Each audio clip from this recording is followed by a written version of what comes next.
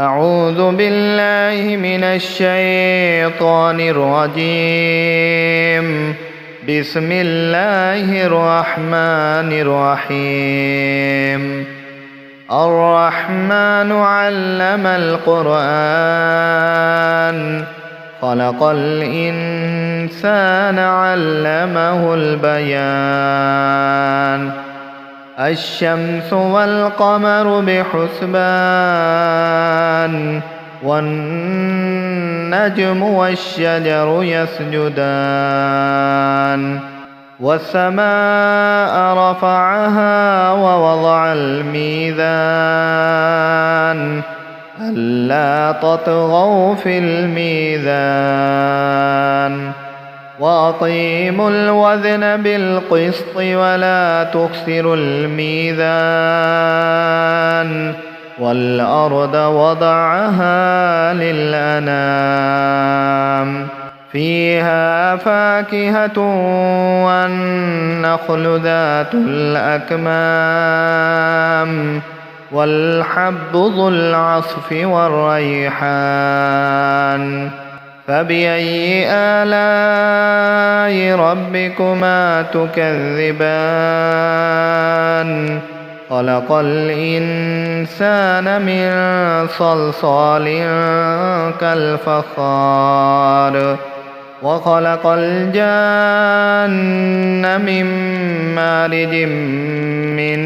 نار. فبأي آلاء ربكما تكذبان؟ رب المشرقين ورب المغربين. فبأي آلاء ربكما تكذبان؟ مرج البحرين يلتقيان، بينهما برزخ لا يبغيان. فبأي آلاء ربكما تكذبان؟ يخرج منهما اللؤلؤ والمرجان. فبأي آلاء ربكما تكذبان؟ وله الجوار المنشآت في البحر كالأعلام. فبأي آلاء ربكما تكذبان؟ كل من عليها فان، ويبقى وجه ربك ذو الجلال والإكرام. فبأي آلاء ربكما تكذبان؟ يسأله من في السماوات والأرض كل يوم هو في شأن. فبأي آلاء ربكما تكذبان؟ سنفرغ لكم أيها الثقلان.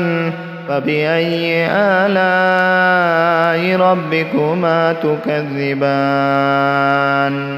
يا معشر الجن والإنس إن استطعتم أن تنفذوا من أقطار السماوات والأرض فانفذوا، لا تنفذون إلا بسلطان. فبأي آلاء ربكما تكذبان؟ يرسل عليكما شواظ من نار ونحاس فلا تنتصران. فبأي آلاء ربكما تكذبان؟ فإذا انشقت السماء فكانت وردة كالدهان. فبأي آلاء ربكما تكذبان؟ فيومئذ لا يسأل عن ذنبه إنس ولا جان. فبأي آلاء ربكما تكذبان يعرف المجرمون بسيماهم فيؤخذ بالنواصي والأقدام فبأي آلاء ربكما تكذبان هذه جهنم التي يكذب بها المجرمون يطوفون بينها وبين حميم آن فبأي آلاء ربكما تكذبان ولمن خاف مقام ربه جنتان فبأي آلاء ربكما تكذبان ذواتا أفنان فبأي آلاء ربكما تكذبان فيهما عينان تجريان فبأي آلاء ربكما تكذبان فيهما من كل فاكهة زوجان فبأي آلاء ربكما تكذبان متكئين على فرش بطائنها من استبرق وجنى الجنتين دان فبأي آلاء ربكما تكذبان فيهن قاصرات الطرف لم يطمثهن إنس قبلهم ولا جان فبأي آلاء ربكما تكذبان كأنهن الياقوت والمرجان فبأي آلاء ربكما تكذبان هل جزاء الإحسان إلا الإحسان فبأي آلاء ربكما تكذبان ومن دونهما جنتان فبأي آلاء ربكما تكذبان مدهامتان فبأي آلاء ربكما تكذبان فيهما عينان نضاختان فبأي آلاء ربكما تكذبان فيهما فاكهة ونخل ورمان فبأي آلاء ربكما تكذبان فيهن خيرات حسان فبأي آلاء ربكما تكذبان حور مقصورات في الخيام فبأي آلاء ربكما تكذبان لم يطمثهن إنس قبلهم ولا جان فبأي آلاء ربكما تكذبان متكئين على رفرف خضر وعبقري حسان فبأي آلاء ربكما تكذبان تبارك اسم ربك ذي الجلال والإكرام بسم الله الرحمن الرحيم ياسين والقرآن الحكيم إنك لمن المرسلين على صراط مستقيم تنزيل العزيز الرحيم لتنذر قوما ما أنذر آباؤهم فهم غافلون لقد حق القول على أكثرهم فهم لا يؤمنون إنا جعلنا في أعناقهم أغلالا فهي إلى الأذقان فهم مقمحون وجعلنا من بين أيديهم سدا ومن خلفهم سدا فأغشيناهم فهم لا يبصرون وسواء عليهم أأنذرتهم أم لم تنذرهم لا يؤمنون إنما تنذر من اتبع الذكر وخشي الرحمن بالغيب فبشره بمغفرة وأجر كريم إنا نحن نحيي الموتى ونكتب ما قدموا وآثارهم وكل شيء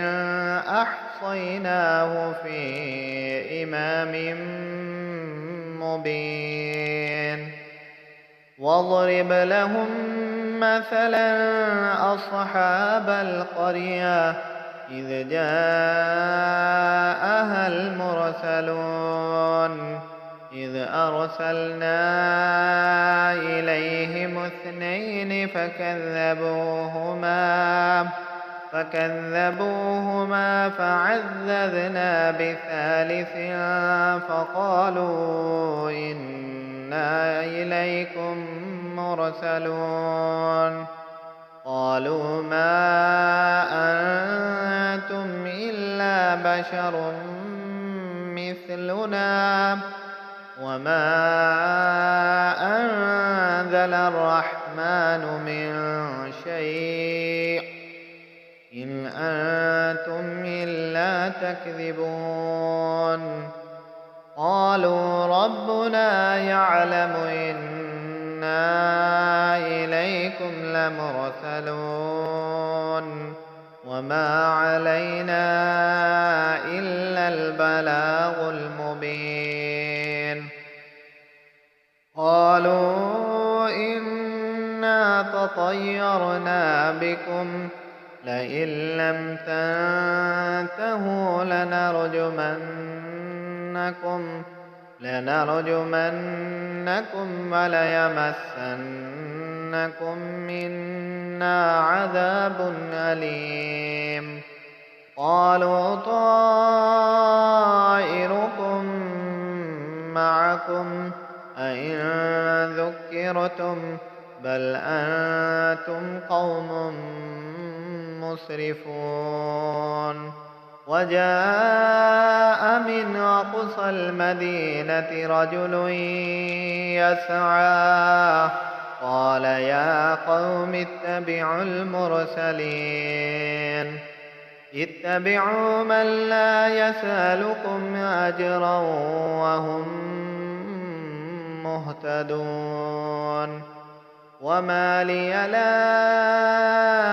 أعبد الذي فطرني وإليه ترجعون أأتخذ من دونه آلهة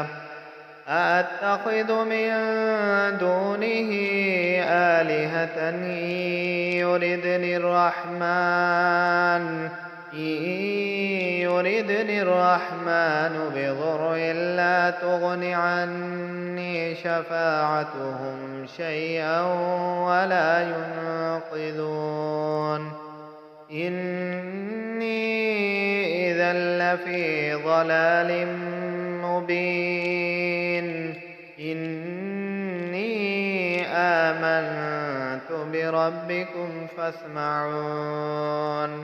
قيل ادخل الجنة قال يا ليت قومي يعلمون بما غفر لي ربي وجعلني من المكرمين وما أنزلنا على قومه من بعده من جند من السماء وما كنا منزلين إن كانت إلا صيحة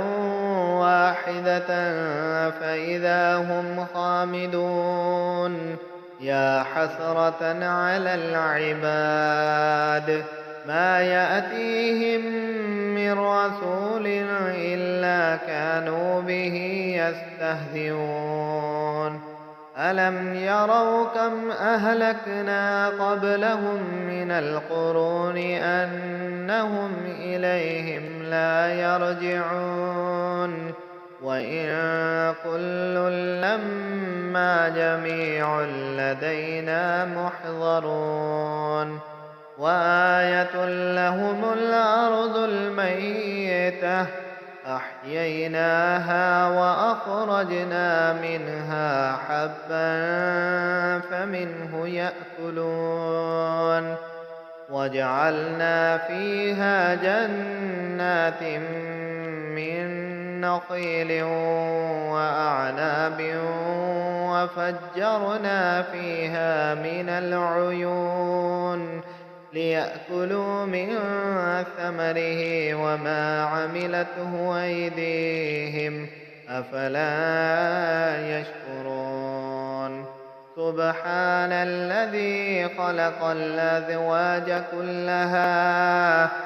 سبحان الذي خلق الأزواج كلها مما تنبت الأرض ومن أنفسهم ومما لا يعلمون وآية لهم الليل نسلخ منه النهار فإذا هم مظلمون والشمس تجري لمستقر لها ذلك تقدير العزيز العليم والقمر قدرناه منازل حتى عاد كالعرجون القديم لا الشمس ينبغي لها أن تدرك القمر ولا الليل سابق النهار وكل في فلك يسبحون وآية لهم أنا حملنا ذريتهم في الفلك المشحون وخلقنا لهم من مثله ما يركبون وإن نشأ نغرقهم فلا صريخ لهم ولا هم ينقذون إلا رحمة منا ومتاعا إلى حين وإذا قيل لهم اتقوا ما بين أيديكم وما خلفكم لعلكم ترحمون وما تأتيهم من آية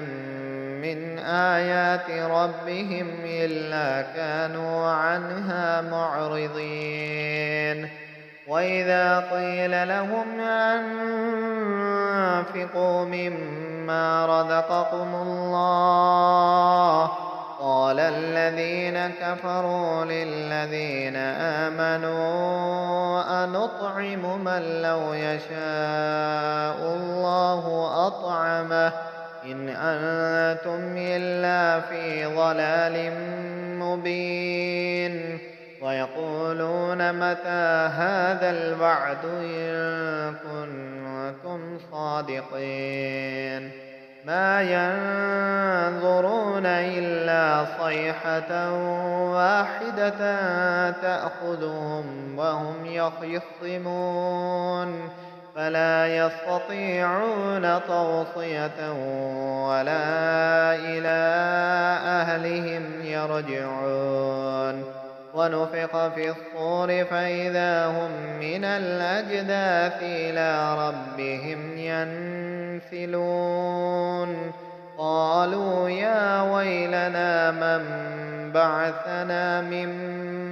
مرقدنا هذا ما وعد الرحمن وصدق المرسلون إن كانت إلا صيحة واحدة فإذا هم جميع لدينا محضرون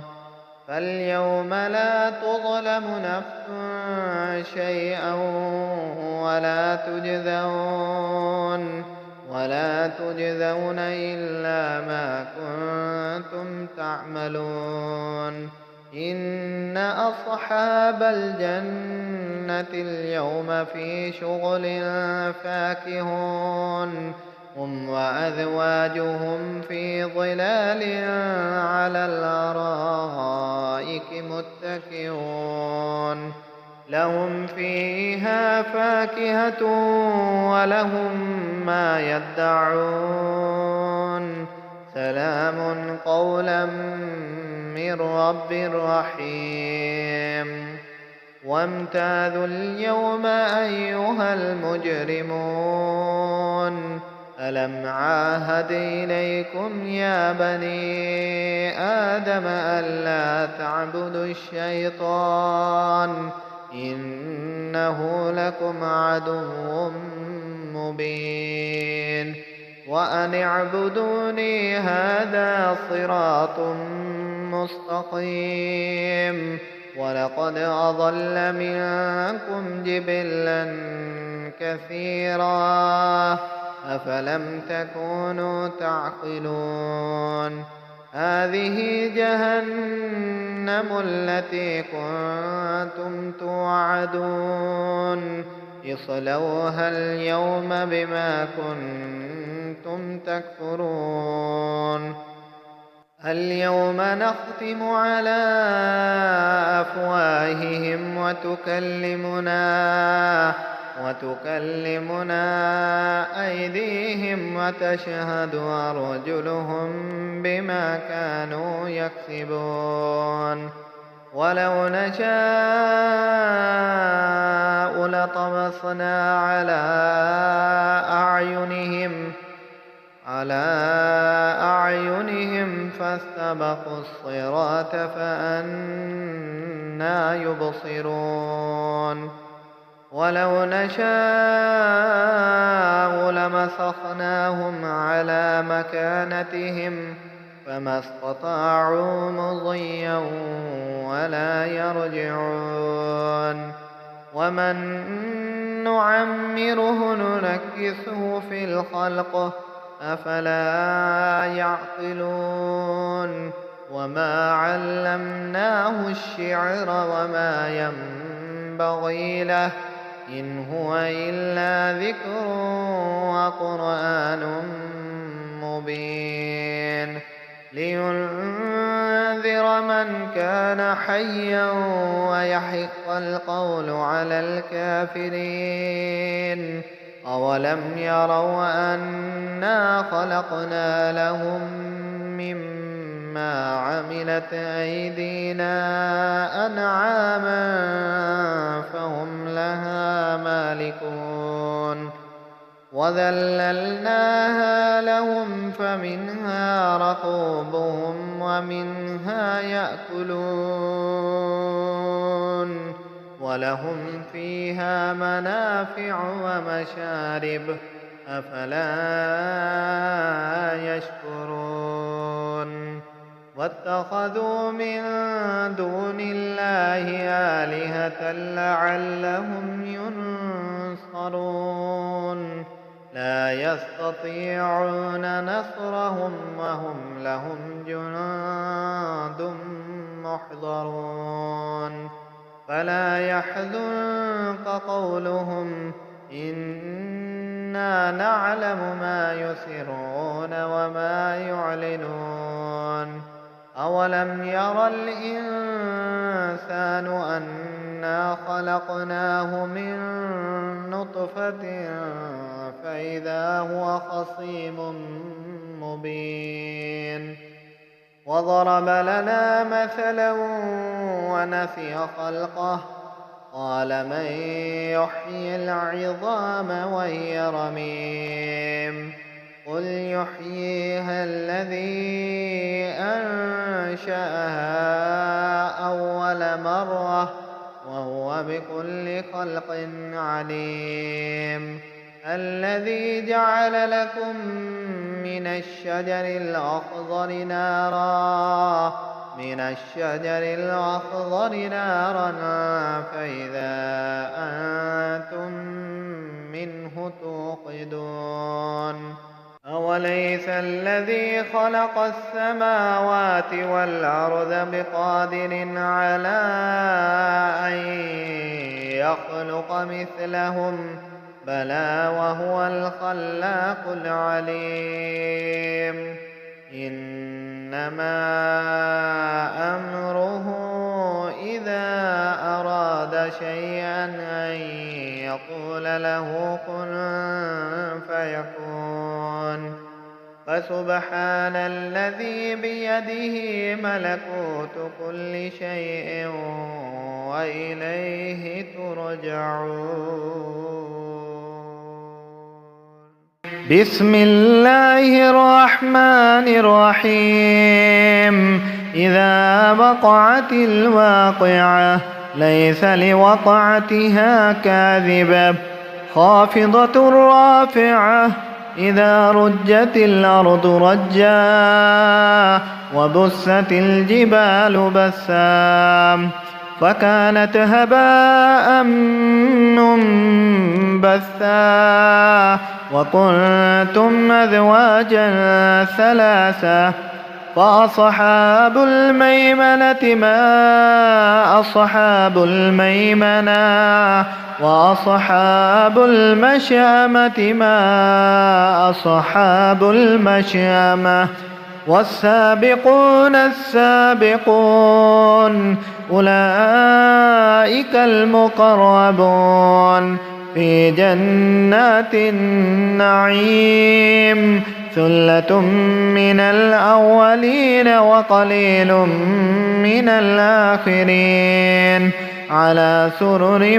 موضونة متكئين عليها متقابلين يطوف عليهم بلدان مخلدون بأكواب وأباريق وكأس من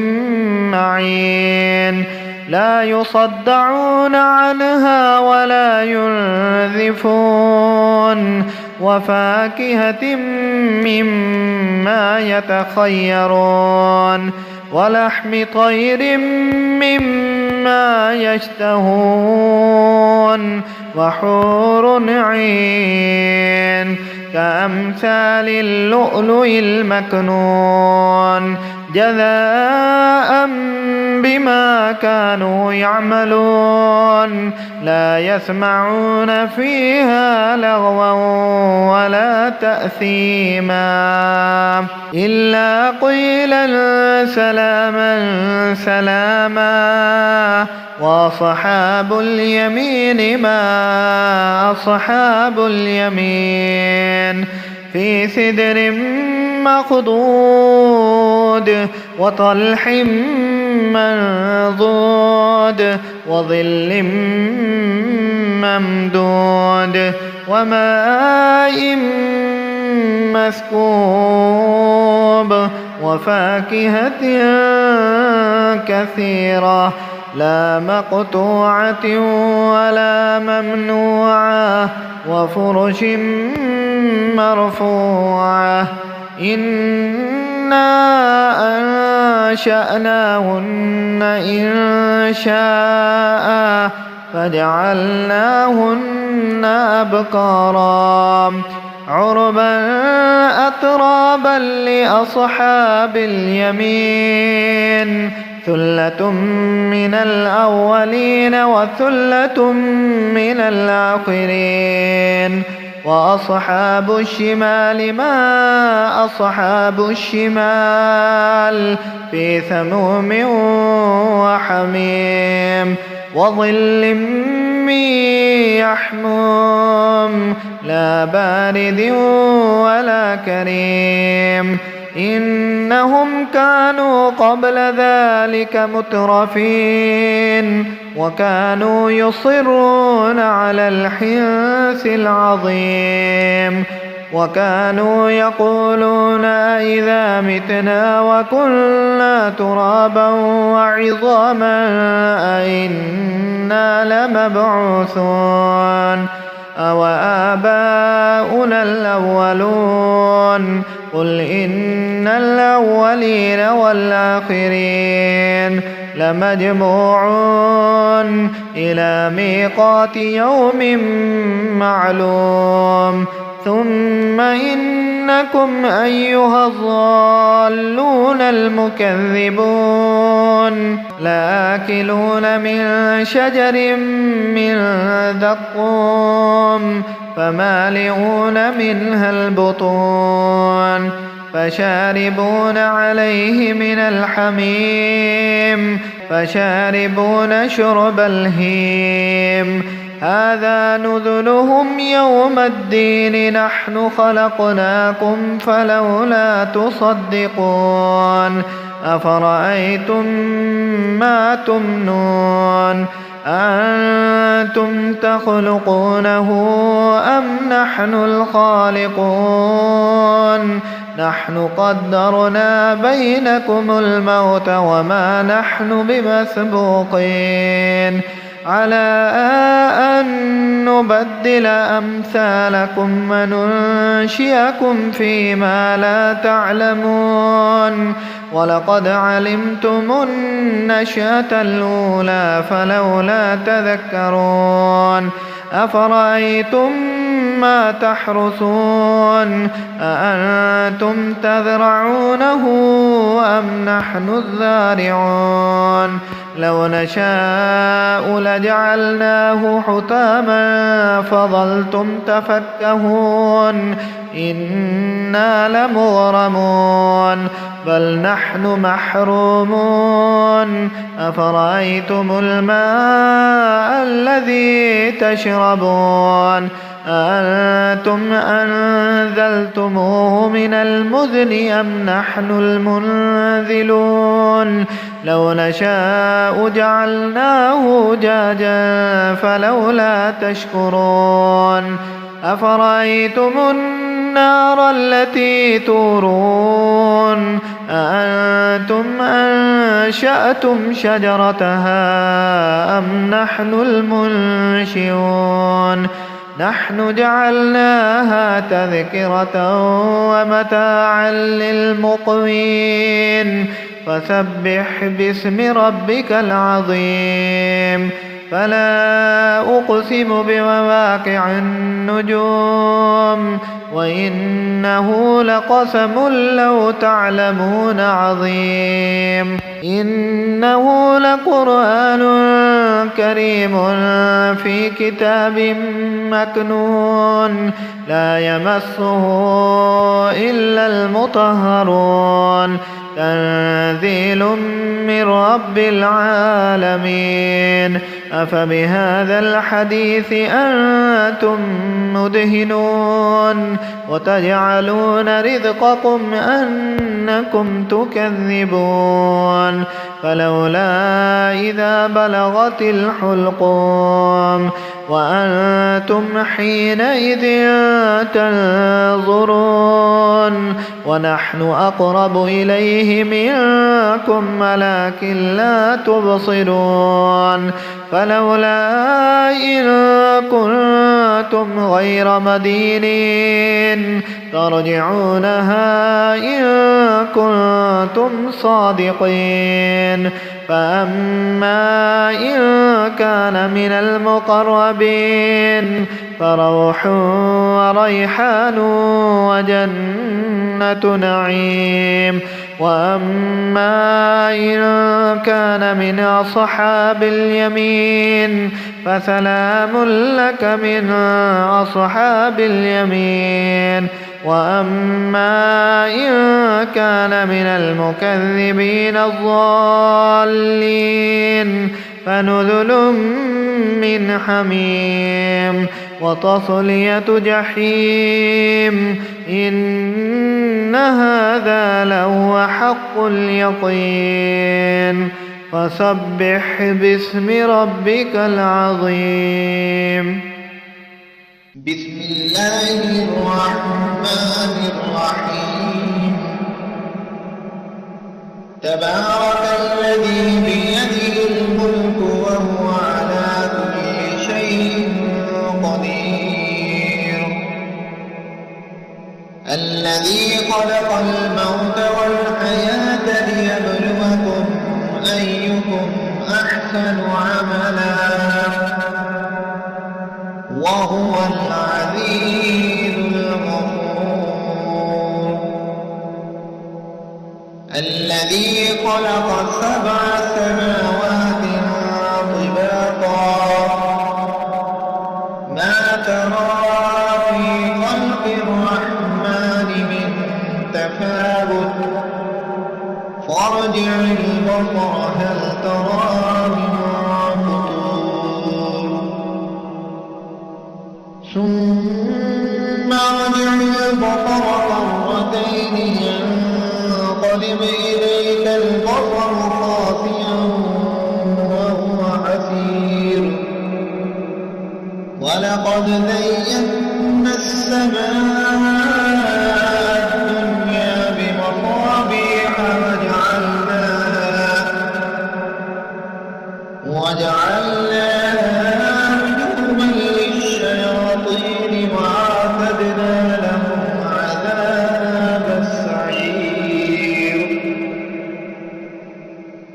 وللذين كفروا بربهم عذاب جهنم وبئس المصير. إذا ألقوا فيها سمعوا لها شهيقا وهي تفور تكاد تميز من الغيظ كلما ألقي فيها فوج سألهم خزنتها ألم يأتكم نذير قالوا بلى قد جاءنا نذير فكذبنا وقلنا ما نزل الله من شيء إن أنتم إلا في ضلال كبير. وقالوا لو كنا نسمع ونعقل ما كنا في أصحاب السعير فاعترفوا بذنبهم فسحقا لأصحاب السعير. إن الذين يخشون ربهم بالغيب لهم مغفرة وأجر كبير. وأسروا قولكم أو اجهروا به إنه عليم بذات الصدور. ألا يعلم من خلق وهو اللطيف الخبير. هو الذي جعل لكم الأرض ذلولا فامشوا في مناكبها وكلوا من رزقه وإليه النشور. آمنتم من في السماء أن